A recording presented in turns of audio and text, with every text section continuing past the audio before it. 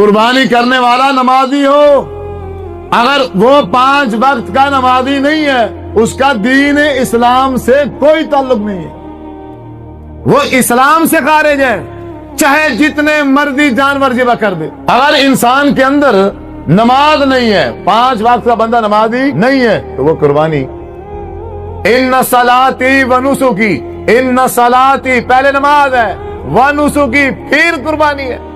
نمازیں پڑھتے نہیں ہیں، نماز پڑھنے کی عادت نہیں ہے، قربانی کرنے کا شوق ہے، 4 قربانیاں، 5 قربانیاں، 10 قربانیاں۔ اگر میں نمازی نہیں ہوں تو میں کس منہ سے اس جانور کی گردن پہ چھری پھیروں گا؟ اگر میں نمازی نہیں ہوں، جب میں منڈی میں جا کے اس جانور کے عیوب چیک کر رہا ہوتا ہوں، تلاش کر رہا ہوتا ہوں کہ اس کے اندر کوئی عیب تو نہیں ہے، جانور کے عیب دیکھ رہا ہے، اپنے عیب نہیں دیکھتا کہ میں اس کو قربان کرنے کے لائق بھی ہوں یا نہیں۔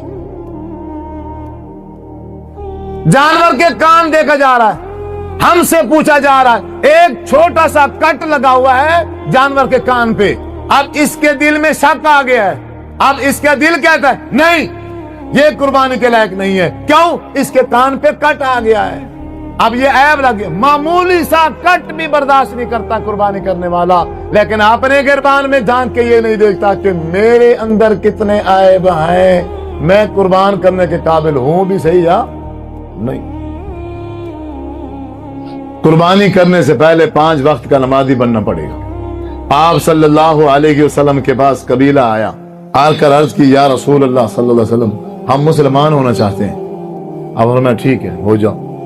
انہوں نے کہا جی ہماری چند شرائط ہیں، جی شرط نمبر 1 یہ ہے ہم جہاد نہیں کریں گے۔ آپ میں ٹھیک ہے تم جہاد نہ کرنا، تمہارا اسلام قبول ہے، نہ کرنا جہاد۔ جی دوسری شرط ہماری یہ ہے ہم زکوٰۃ اور عشر نہیں دیں گے۔ آپ میں چلیں ٹھیک ہے تم زکوٰۃ نہ دینا، تم عشر نہ دینا، کلمہ پڑھو، اسلام قبول کر لو، تمہارا اسلام قبول ہے۔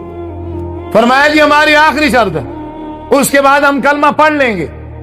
بولی جی کیا ہے؟ جی ہم نماز نہیں پڑھیں گے،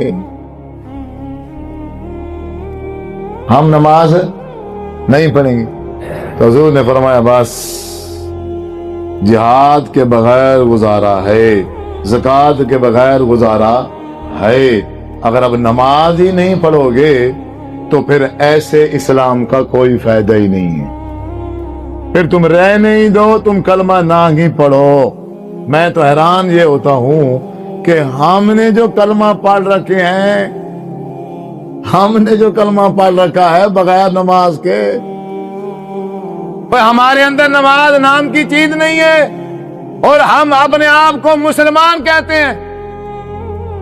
میرے نبی نے بغیر نماز کے اسلام قبول نہیں کیا۔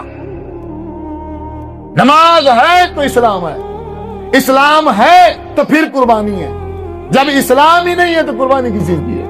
آپ دیکھنا عید الاضحیٰ والے دن اکثریت جانوروں کو قربان کرنے والوں کی بے نماز ہوں گے، مشرک ہوں گے، بدعتی ہوں گے، اور ان کی جو کمائی ہے وہ حرام کی ہوگی، حلال نام کی کوئی چیز نہیں۔